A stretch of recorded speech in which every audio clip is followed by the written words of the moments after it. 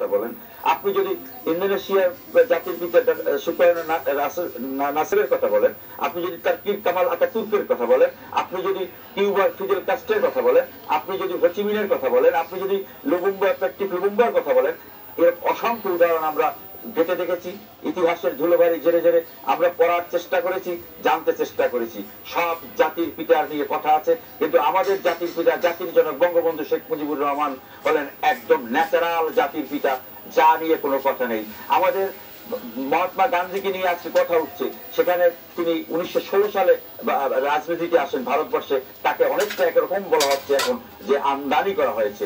আপনি দেখেন তাকে পরিচয় করে গেছেন কায়েদে আজম মোহাম্মদ আলী জিন্নাহ। তিনি পাকিস্তানের নাগরিক না, পূর্ব পাকিস্তানের নাগরিক না, পশ্চিম পাকিস্তানের নাগরিক না, তিনি দ্বিজাতিক হিন্দু এবং মুসলমান তত্ত্বের ভিত্তিতে দেশ ভারত ভাগ করলেন, যা বিতর্কিত বিষয়, ইতিহাসের ভুল প্রমাণিত হয়েছে। মহাত্মা গান্ধী ব্রিটিশ সেনাবাহিনীতে আফ্রিকায় থাকাকালীন সে জব করেছে, তারপর তিনি সুভাষ বসু যখন দেশকে যুদ্ধের জন্য প্রস্তুত করছেন, ঠিক সেই মুহূর্তে মহাত্মা গান্ধী অহিংস আন্দোলনের নামে ব্রিটিশদেরকে ফেভার করতে চেয়েছেন, এটাই আজকে প্রমাণিত হয়েছে। আজকে দেখেন সেই যিনি হত্যা করেছেন নাথুরাম গডসে, তার বিবৃতি প্রকাশিত হয়েছে, তার নামে মন্দির হচ্ছে, তাই অনেক কথা আছে। সুকার্নো নাসের আপনি 1963 তিনি একটা আইন করলেন যে তিনি যতদিন বেঁচে থাকবেন ততদিন ক্ষমতায় থাকবেন।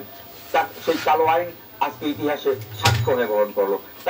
কামাল আতাতুর্ক তিনি রাজনীতি এবং যৌনতার নামে যে পর্যায়ে মুসলিম জাতিকে নিয়ে এগিয়ে গেলেন, সেটা মোটেই কাম্য নয়। সেই দিক থেকে সকল বিবেচনায় আমাদের জাতির পিতা বঙ্গবন্ধু শেখ মুজিবুর রহমান ন্যাচারাল জাতির পিতা, এবং আমাদের জাতির পিতাই শ্রেষ্ঠ জাতির পিতা।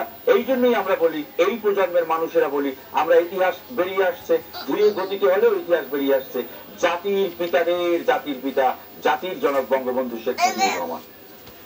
আমি যে অনুপ্রেরণার কথা করছেন আপনি আমাকে, বঙ্গবন্ধু অনুপ্রেরণা কিরকম?